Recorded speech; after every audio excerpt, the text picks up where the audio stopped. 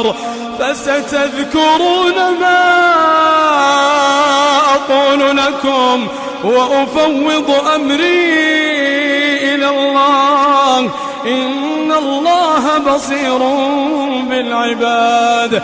فوقاه الله سيئات ما مكروا وحاق بآل فرعون سوء العذاب. النار يعرضون عليها غدوا وعشيا، النار يعرضون عليها غدوا وعشيا، ويوم تقوم الساعة أدخلوا آل فرعون أشد العذاب. وإذ يتحاجون